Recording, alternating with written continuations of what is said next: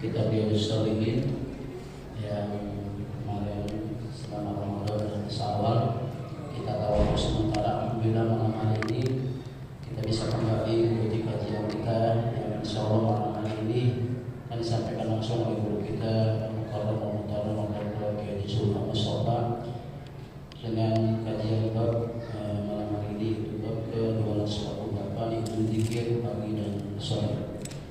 Untuk itu sebelum kita mendengarkan mauidhah hasanah disampaikan oleh guru kita, mari kita awali dengan bacaan Al-Quran. Mudah-mudahan kita mendapatkan keberkahan Allah hadi dunia wa kulli mutin salihah wa ila hadratin Nabi al-Fatihah. Alhamdulillah syaitanir bismillahirrahmanirrahim. Alhamdulillahirabbil alamin arrahmanir rahim maliki yaumiddin. Iyyaka na'budu wa iyyaka nasta'in ihdinas siratal mustaqim siratal ladzina an'amta 'alaihim ghairil maghdubi 'alaihim waladdallin. Selanjutnya mari kita dengarkan bersama yang akan disampaikan guru kita Mukarram Dr. Kiai Sultan Mustafa. Pada waktu dan tempat kami persilakan. Assalamualaikum warahmatullahi wabarakatuh. Waalaikumsalam. Ya Rabbi bil Mustafa balligh maqasidana waghfir lana ma madha ya wasi'al karim. Ya Rabbi bil Mustafa balligh maqasidana waghfir lana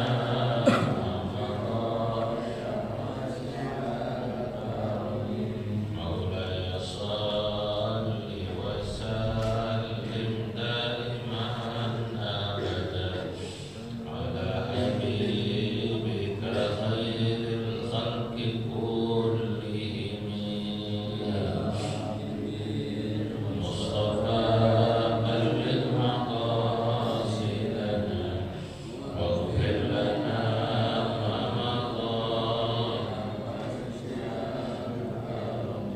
نبينا الأمير النهي فلا أحد أبر في قولنا منه ولا نعمي. يا رب بالمصطفى بلغ مقاصدنا واغفر لنا ما مضى يا واسع هو الحبيب الذي ترجى شفاعته لكل هول من الأهوال مقتحم. يا رب بالمصطفى بلغ مقاصدنا واغفر لنا ما مضى يا واسع اللهم صل وسلم وبارك عليه وعلى آله وصحبه. الحمد لله رب العالمين وصلى الله وسلم على سيدنا ومولانا محمد وعلى آله وصحبه أجمعين. أما بعد قالوا سبحانك لا علم لنا إلا ما علمتنا إنك أنت العليم الحكيم. لا حول ولا قوة إلا بالله العلي العظيم. حضرة المحترمين para alim ulama, para asatidzah, jemaah yang hadir, insyaallah semoga semuanya dicatat dalam deretan ahli surga Allah. Pada malam yang mubarak ini, alhamdulillah kita dapat berkumpul untuk taklim rutin. Saudara-saudara, taklim kita sampai pada bab ke-245, bab dzikri indas shabahi wal masai. Bab menjelaskan zikir apa saja yang sunnah dibaca di waktu pagi dan sore.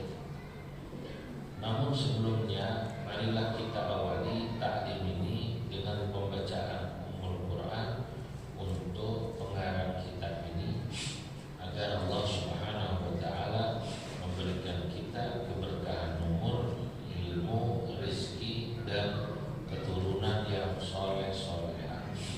Ala ma nawaina wa ala ma nawa salafun salihun. Al-Fatihah. A'udzubillahi minasyaitonir rajim. Bismillahirrahmanirrahim.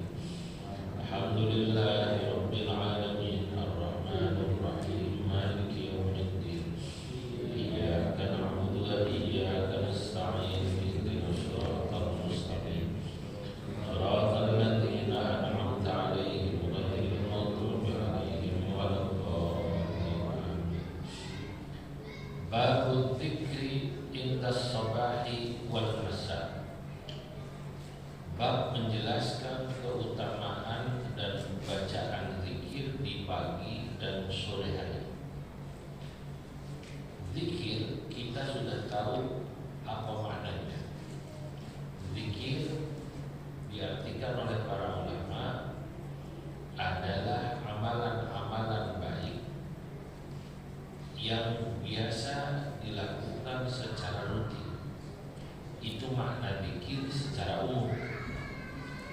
Orang yang biasa ngaji Quran habis subuh rutin surat Al-Baqarah, maka disebut zikir wiridnya itu. Nah, sekarang apa makna pagi? Pagi itu menurut sebagian ulama, di antaranya Imam Ibnu Jurayj dalam kitab Jamharah, pagi itu dimulai dari tengah malam sampai zuhur. Itu sebagian ulama. Jadi kalau kita bilang pagi, menurut Imam Ibnu Jurayj itu mulai dihitung pagi dari tengah malam sampai zuhur. Sore itu berarti daripada zuhur sampai tengah malam. Tapi menurut Imam As-Suyuti atau sebagian ulama lain, ya, pagi itu mulainya bukan dari tengah malam, tapi mulainya dari fajar sore, yakni subuh itu. Sampai mana? Ya, sampai zuhur. Nah, nanti pada zuhur atau pada asar disebutnya sore. Ya, baik, kita tidak perlu berdebat tentang makna pagi. Kita memang orang Indonesia ngertiin pagi, memang umumnya subuh itu pagi. Cuma kalau sebelum subuh disebut pagi buta. Ada butanya juga itu pagi. Emang ada pagi yang nggak buta? Mungkin yang dimaksud, ini pagi-pagi buta berangkat. Maksudnya sebelum subuh. Orang kita bilang pagi juga. Nah, as-salah itu kenapa sholat subuh disebut sholat pagi? Nah, sholat subuh kan berarti belum terang. Tapi jam 7 kita bilang jam 7 pagi. Ada orang baru makan karena dia bangunnya siang, di subuh tidur, baru makan kira-kira jam 11. Itu baru sarapan pagi jam 11 itu. Nah, ya itu pagi ya. Ini makna pagi dari berbagai macam sudut pandang. Nah, saudara-saudara, kenapa dua waktu ini disebut secara khusus? Karena memang ini adalah waktu yang disaksikan Allah. Pagi, terutama sebelum subuh dan ba'da subuh, maksudnya disaksikan oleh malaikat. Ada tuh malaikat lagi nyatet. Nah, makanya disunahkan pada saat itu orang berzikir. Dalam hadis sahih, ini ada dalam Sahih Bukhari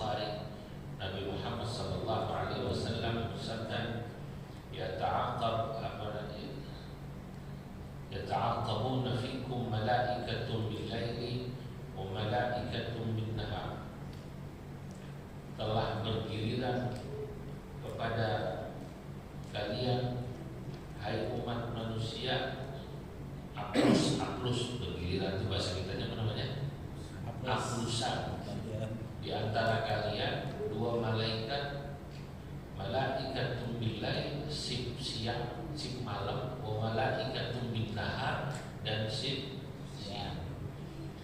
Dua ini istilah yang selalu bergandengan. Kalau pagi sama sore, kalau siang sama malam, sampai jadi nama warung Padang. Ada nggak rumah makan Padang pagi sore? Ada. Siang malam? Ada. Cuma nggak ada 24 jam, yang ada orang Madura. Kalau Madura kan begitu, buka 24 jam kecuali hari kiamat, buka setengah hari. Siap-siap, siap-siap bakal apa namanya? Ya. Nah, ini istilah siang malam, pagi sore itu sebenarnya nggak di Arab, nggak di kita, kan sama bahasanya. Sabahan wa masa bil ghuduwi wal asar, siang malam pagi sore sama. Nah, saudara-saudara, kalau Allah Ta'ala, lah mana anjuran agar kita pagi sore berzikir. Allah berfirman, واذكر ربك في نفسك تضرعا وخيفة ودون الجهر من القول بالغدو والآصال ولا تكن من الغافلين. Mengingat Tuhanmu fi nafsika, ya, di dalam hati. Fi nafsika diartikan ai fi qalbika. Tapi tentu maknanya zikir tidak selalu diartikan di hati lalu tidak di mulut. Nanti orang mengartikan di hatimu itu berarti kalau gitu yang penting saya dalam hati, nggak perlu di mulut, ya nggak juga. Memang lebih utama nomor satu di hati. Yang paling bagus kata para ulama dalam kondisi memungkinkan dua-duanya. Zikir mulut liusai dan lisanul qalba, agar mulutmu membantu hati. Subhanallah, subhanallah. Hatinya otomatis mengartikan maha suci Allah. Itu paling bagus. Tapi kalau tidak, mana yang lebih utama? Apakah di hati ada, di mulut tidak, atau dibalik? Mulutnya berzikir, hatinya tidak berzikir, ya tentu lebih utama di hati berzikir. Sebab ada juga orang mulutnya berzikir tapi sambil pamer, kadang-kadang sambil nawar, belanja ke pasar, zikir kalau tasbih gede-gede. Allah bihamdihi subhanallahil azim. Ikan cuek berapa kok satu kemarin subhanallah bihamdihi baru anu ya 10.000 ya subhanallah bihamdihi. Ini gimana coba? Mulut dikir tapi sambil apa namanya? Ada begitu, ada. Kalau kita datang gitu. Mulut dia baca subhanallah bihamdihi subhanallahil azim tapi sambil ya. Tapi ada yang bilang begini, ya nggak apa-apa lah, walaupun dia belum masuk ke dalam hati, yang penting zikir dulu di lisan. Sebab memang orang berproses, ya ujung-ujungnya juga nggak apa-apa daripada kagak sama sekali, kata orang Betawi. Nggak mulut, nggak lisan, masih lumayan. Walaupun dia di mulut belum sampai masuk ke dalam hati. Sama kayak ada orang bilang, lu paham arti nggak baca Quran? Percuma lu baca Quran gak paham arti. Yang bagus baca Quran paham arti. Begitu kan? Daripada paham arti gak baca Quran. Ya, tapi Quran itu dibalik, Pak. Masih mendingan gak paham arti baca Quran daripada paham arti gak baca Quran. Betul, Bapak? Ada orang paham arti di Quran. Gua nih, dia ngomong pakai bahasa Betawi. Biar kata gua jarang baca Quran, bahkan gak pernah baca Quran, gua paham semua isi Quran.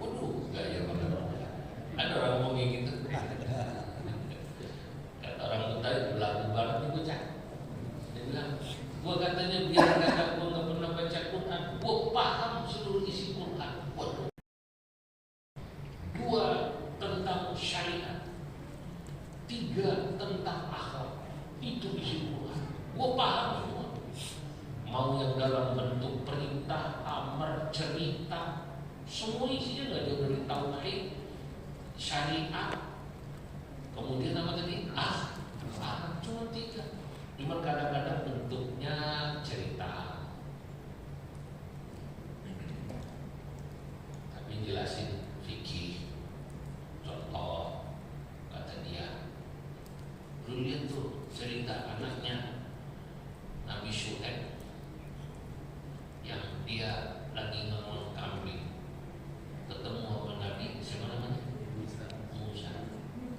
Itu kan sebenarnya cerita fikih, perempuan boleh aktivitas di luar kerja.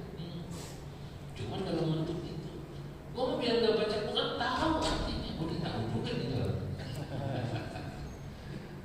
Ada orang begitu, Pak. Ada orang yang baca Quran nggak tahu artinya bahwa itu cerita Nabi Musa ketemu 2 anaknya Nabi Syuaib, dibaca cuma dia nggak tahu artinya. Walamma warada ma'a Madyan wajada 'alaihi ummatan minan nasi yasqun wa wajada min dunihim imra'atayn tadudan qala ma khatbukuma qalata la nasqi hatta yusdira ar-ri'a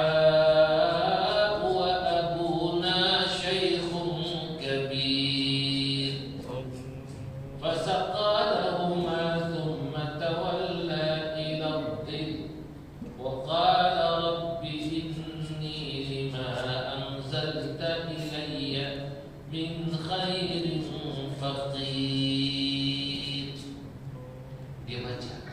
Lu tau gak artinya apa itu? Enggak. Mendingan gua mau biar gak baca, gua tahu artinya. Yang tadi itu ngomong, yang satu baca gak tahu artinya, yang satu tahu artinya gak pernah baca. Bagusan mana ya? Kalau Quran bagusan baca tapi gak tahu artinya. Li'anna Quran, nah ini saya mau jelasin. Li'anna qira'atul Qur'ana ibadatun, karena membaca Quran itu ibadah. Walau lam yafhamil mar'u makna, walaupun yang baca nggak tahu maknahu akan artinya. Alif lam mim harfun wal mim harfun wal lam harfun wal mim harfun. Orang baca alif lam mim dapat pahala 30 kebaikan walaupun kagak paham artinya. Orang gak pernah baca tapi tahu artinya, ya cuma jarang sih. Mungkin dia ngerti bahasa Arab tapi dia gak pernah baca, ngerti aja. Ya saudara-saudara, lebih utama yang kedua, itulah perbedaan antara zikir dan baca Quran. Zikir selain Quran. Nah, maksudnya gini, ini saya jelasin pelan-pelan paham. Orang mulutnya nggak mengucapkan kelihatannya, tapi fi nafsika, hatinya zikir. Allah, hatinya. Yang satu mulutnya bilang subhanallah bihamdihi subhanallahil azim subhanallah bihamdihi, tapi sambil ngatur berkat tahlilan. Itu kadang-kadang ya Allah di kamu kelewatan tadi. Tahlilan masih sempat ngatur berkat.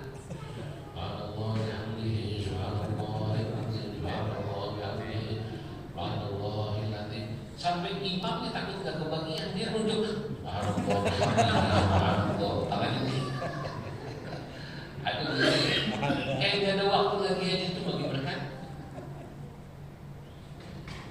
Ya, kalau dibanding-bandingin masih bagusan yang fi nafsika, di hatinya dia berzikir walaupun di mulut tidak.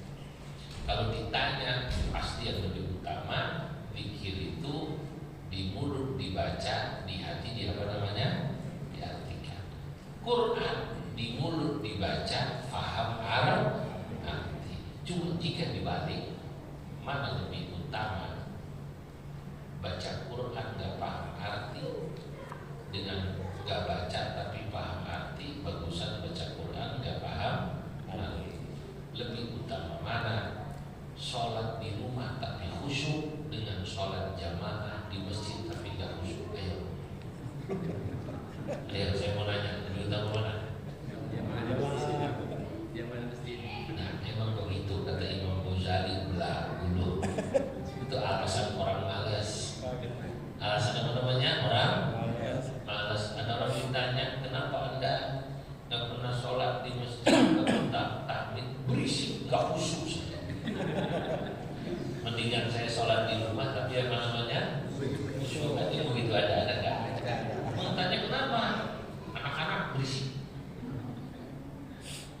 begitu imamnya lama bacanya, sadarnya kalau imam lama kadang-kadang, waduh gaya banget imam.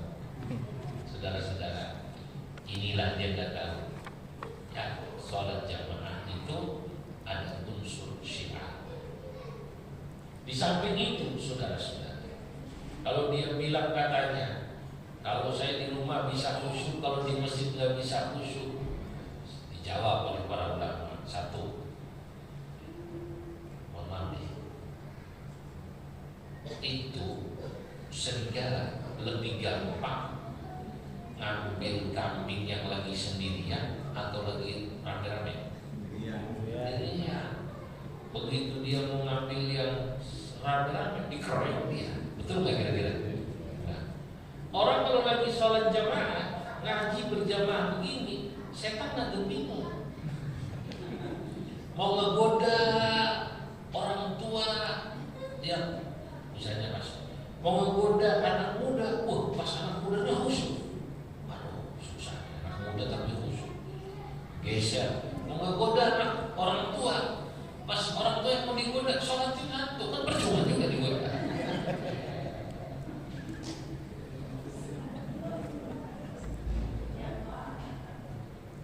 Bu, iya. Pas lagi ngaji nih, ngaji sendirian. Wah, ngaji sendirian, digoda gampang sama setan. Ngaji rame-rame begini, susah dia goda. Nah, yang mana gua goda dia? Serius semua. Ada yang dapati serius sih sebenarnya tuh ibu-ibu sambil senderan sama jawab ngajinya. Tapi ya susah digoda lah, itulah kira-kira. Allah Akbar. Hati-hati. Di samping itu, sholat jamaah, kalau kita satu shop, dua shop, tiga shop, katakanlah pada saat kita sholat agak kurang khusyuk dikit, tapi yang sholat bersama kita itu ada yang khusyuk, maka kita dicatat sebagai orang yang khusyuk. Itu kelebihannya. Tapi kalau sendirian enggak. Nah, ini zikir sholat. Wa dunal jahri tadarru'an wa khifatan. Zikirlah dengan merendahkan diri. Nah, saudara-saudara, para ulama menjadikan syarat merendahkan diri, tadallul khudu, sebagai syarat di antara zikir yang diterima. Kenapa orang gak boleh zikir dengan style gaya yang menunjukkan kesombongan? Walaupun kita aslinya belum tua, usahakan zikir kita seperti orang tua yang agak bungkuk. Kalau orang tua kan zikirnya bungkuk. Itu karena tawadhu apa emang osteoporosis?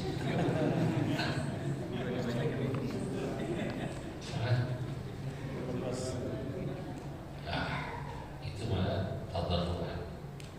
Dan tadarru menunjukkan kebutuhan. Sama kayak orang duduk diam. Tentu yang namanya tadarru itu tidak harus dalam bentuk nunduk ya, tapi gaya bicara. Nah, itu kenapa?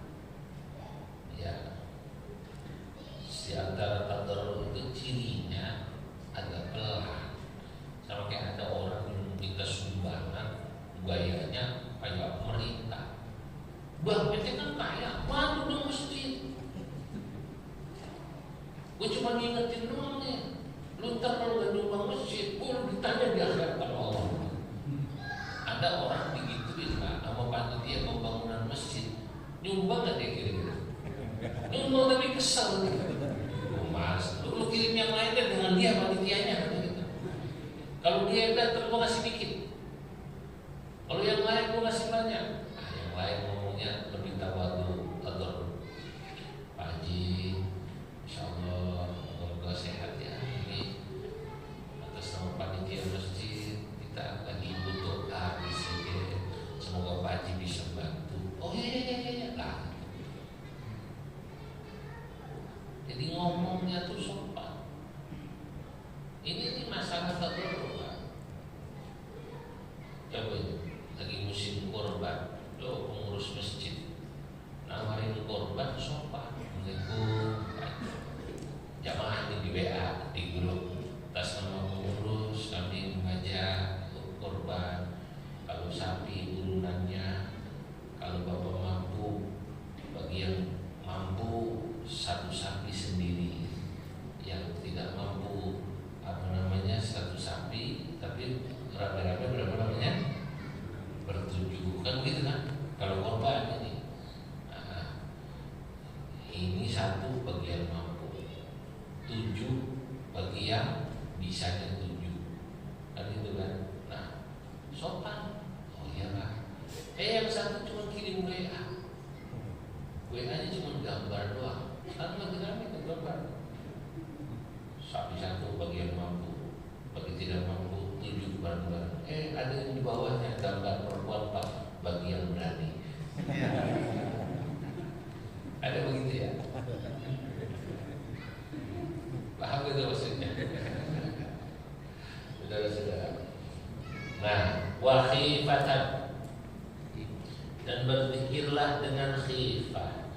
Khifah itu rasa takut, maksudnya khauf.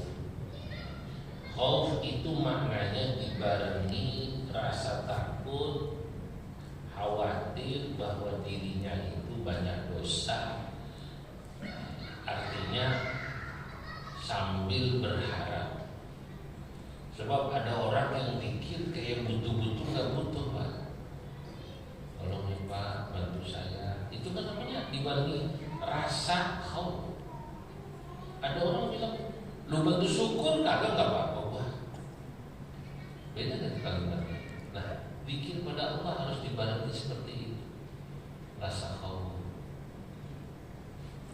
Wa dunal jahri minal qawli, dan berzikirlah dunal qawli, dunal jahri minal qawli, dengan tidak mengeraskan suara. Ini jadi dalil zikir gak boleh kencang bagi orang yang berzikir. Dalilnya jelas. Kenapa Anda zikirnya kencang habis sholat? Saudara, tentu kita bisa jawab, zikir dunal jahri minal qawli, dengan tidak mengeraskan suara, itu artinya kata para ulama tidak mengeraskan suara yang melewati umumnya. Karena dulu Nabi pernah mendengar orang berdoa teriak-teriak. Lalu kata Nabi, innaka la tad'u as-samma wala ba'uda bu'da ba'idan. Kau tidak sedang berdoa Allah dan yang maha tuli dan jauh. Innahu sami'un qaribun mujib. Sesungguhnya Allah Tuhanmu dan yang maha mendengar, sami'un qaribun, maha apa namanya? Dekat, mujibun, maha. Jadi harus ada konteks. Kalau teriak ya Allah, kayak orang teriak-teriak. Ada majelis Rasulullah itu kan dari zaman Habib Munzir sampai sekarang. Kalau zikir lafzul jalalah, enak kan? Ya Allah, ya Allah, kan gitu kan? Ya Allah, terimalah kami hamba-Mu, ya Allah, kami dosanya banyak, ya Allah, kan gitu kan? Itu masih wajar. Saudara-saudara, bagaimana dengan ba'diyah salat atau sesudah salat, zikir ba'da salat? Nanti Imam Nawawi dalam kitabnya Al-Adhkar, bukan dalam kitab ini, menjelaskan ada pun zikir ba'da salat. Saudara-saudara, sunnahnya pelan bagi zikirnya, maksud saya, bagi orang yang yakin, imamnya yang yakin kalau dia imam, makmumnya ingin sudah ngerti semua tata cara zikir. Tapi dia boleh berzikir agak keras jika dia punya keyakinan atau dugaan, prasangka bahwa di antara jamaahnya itu banyak orang yang belum mengerti cara berzikir dan butuh diajarkan. Nah itu makanya terserah saudara-saudara. Makanya kalau saya ditanya bedanya Masjid NU sama Muhammadiyah kalau zikir habis sholat apa sih? Kalau Masjid NU imamnya madhab apa namanya husnudzon, makmum suudzon, makmumnya belum pada bisa zikir. Makanya dikerasi. Kalau Muhammadiyah husnudzon udah pintar semua. Jadi makanya kalau nanti Ustaz Dadan imamin di sini pelan, muslim. Assalamualaikum warahmatullahi, assalamualaikum warahmatullahi. Berarti beliau husnudzon, jamaah masjid Baitul Tahmid semuanya alim. Al-Quran di luar kepala semua. Paham ya kira-kira? Iya. Tapi kalau dia melihat atau beliau melihat, ada anak kecil, ya udah saya kencengin supaya anak-anak tahu. Assalamualaikum warahmatullahi, assalamualaikum warahmatullahi, astagfirullahaladzim. Anak kecil dengerin. Kalau bisa astagfirullah ya diikuti. Astagfirullahaladzim 3 kali. Alladzi la ilaha illa huwal hayyul qayyum wa atubu ilaihi. Maka kata Imam Nawawi dalam kitab Al-Adhkar, kalau ini kan itu sahih, tapi dua-duanya Imam Nawawi yang tulis boleh dibahas. Jadi sebenarnya nggak usah diributin, pikir perang dengan pikir keras itu maksudnya. Itu cuma imamnya husnudzon atau suudzon gitu. Paham kan kira-kira? Kalau dia suudzon maksudnya bukan suudzon dalam konotasi negatif ya. Dalam sangkaannya makmumnya pintar semua, dipelan. Lah saya juga gitu kan. Kalau saya misalnya saya jalan dengan ustaz atau mas santri saya udah pintar, saya pelan saya. Pintar semua ngapain?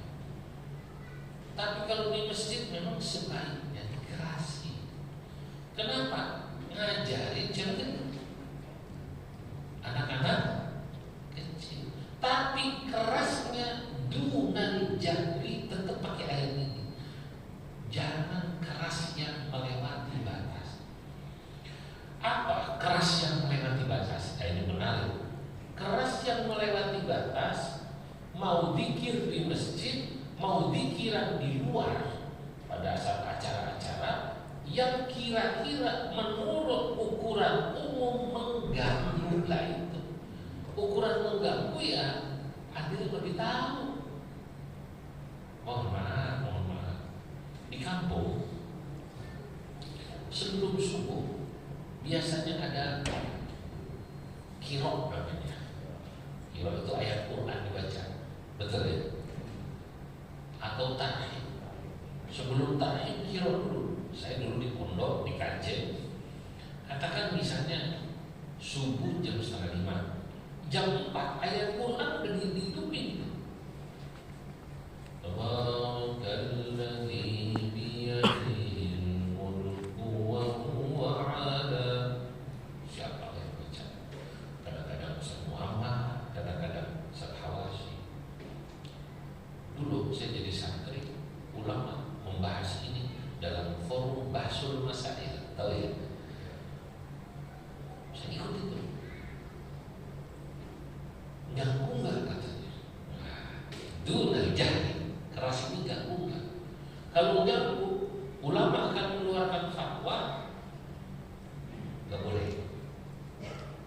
Itu kan makanya di kampung cirinya Masjid NU atau Masjid Muhammadiyah. Kalau Masjid NU tuh biasanya ada kayak gitunya dulu tuh, ngaji dulu, takhir, salatu wassalamu alaihi, gitu kan.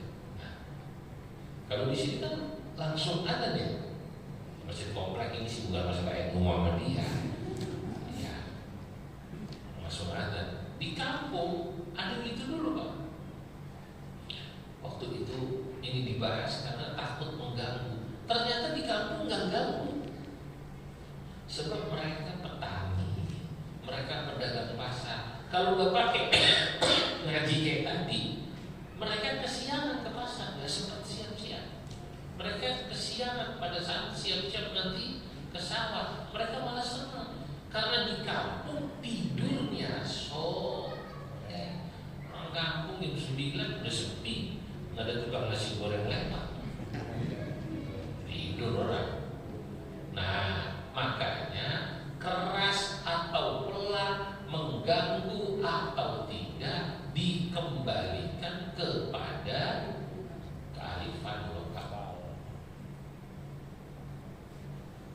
Paham ya? Jadi jangan kemudian di sini maksain kayak di kampung, subuh 4:30, jam 4 pengurus Baitul Tahmid suruh nyetel ngaji dulu. Wah, bisa langsung diomelin kan? Betul. Nah, itu lain-lain. Berikutnya, bil wudu'i wal asar. Ini ayat Quran. Baru jelasin ayat Quran ini aja panjang banget.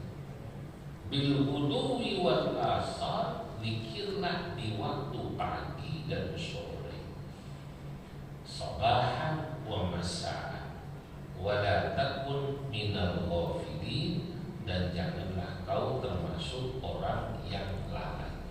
Saudara-saudara, ayat-ayat di bawah ini semuanya menjelaskan tentang keutamaan zikir di pagi maupun sore. Sama ini. Wa qala ta'ala wasabbih bihamdika qabla tulu'i syamsi wa qabla ghurubiha. Bertasbihlah kau pada Allah, memuji Tuhanmu sebelum matahari terbit maupun sebelum tenggelam.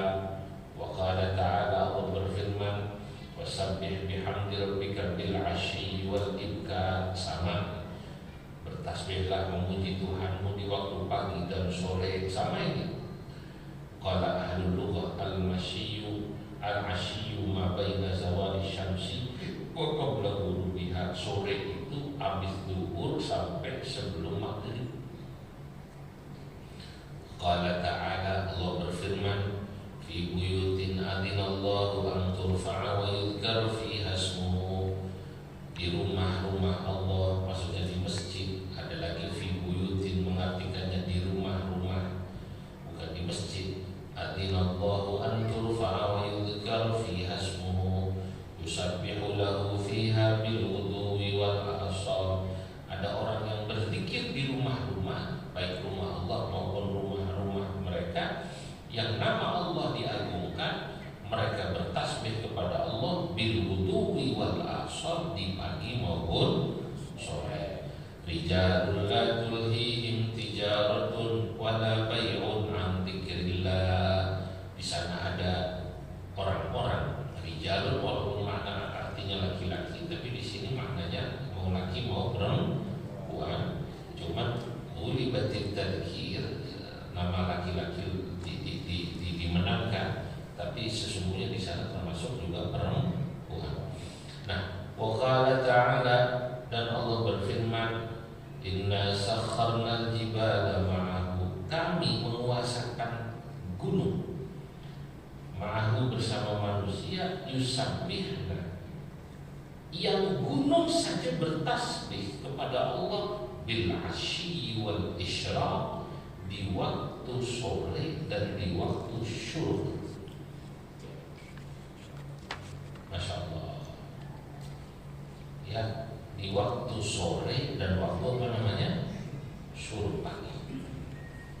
Maaf, ma'ahu ini bersama Nabi Daud. Kembali.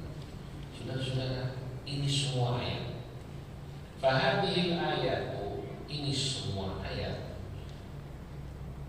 tadullu atau dalilun, adalah dalil ala istihbabil dzikri, atas kesunahan zikir, dan itu perintah Allah di waktu pagi dan sore. Sampai gunung aja pagi sore berzikir. Masya Allah. Berarti dia kasih nama rumah makan pagi sore di santri itu ya. Masya Allah.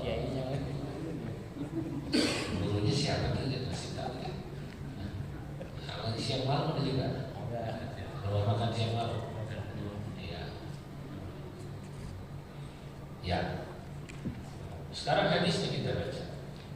Wa an Nabi Hurairah radhiyallahu anhu qala, dan diriwayatkan dari Abu Hurairah radhiyallahu anhu qala, qala Rasulullah sallallahu alaihi wasallam, bersabda Rasulullah sallallahu alaihi wasallam, man qala hina yusbihu wa hina yumsi subhanallah bihamdihi mi'ata marratin, barang siapa orang membaca di waktu pagi dan sore subhanallah bihamdi, membacanya mi'ata marrah 100 kali. Pagi subhanallah bihamdi, subhanallah bihamdi, subhanallah bihamdi, subhanallah bihamdi 100.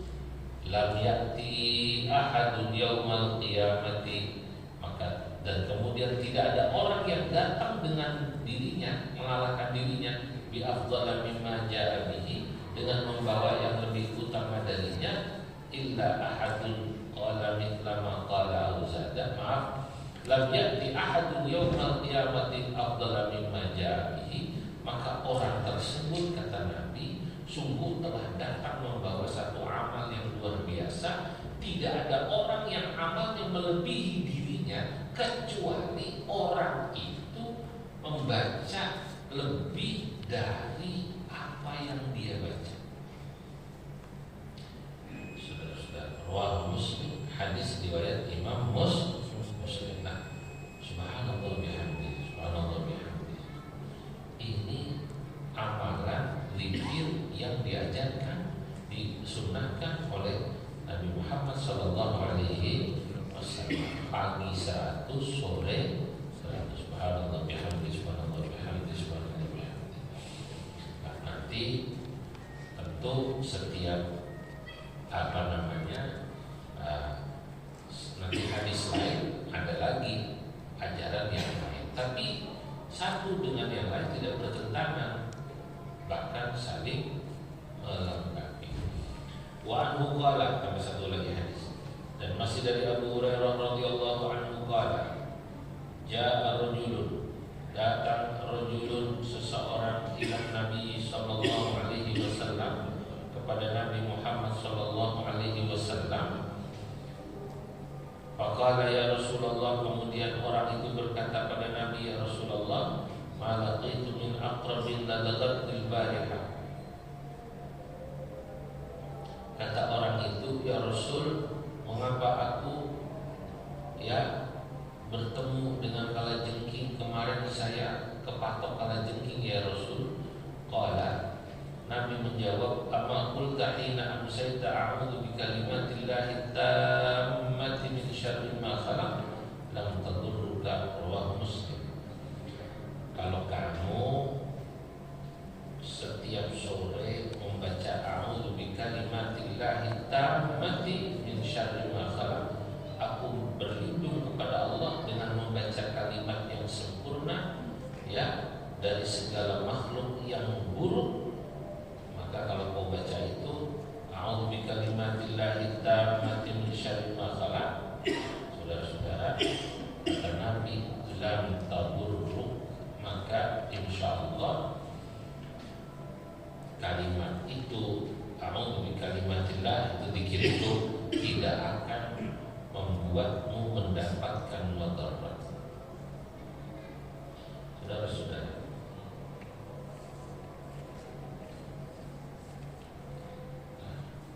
jadi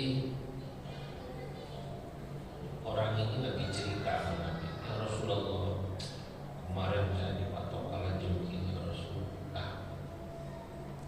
Kok bisa ya Rasulullah? Kalau kamu baca a'udzu bi kalimatillahi tammati min syarri ma khalaq, insyaallah kau tidak akan terganggu.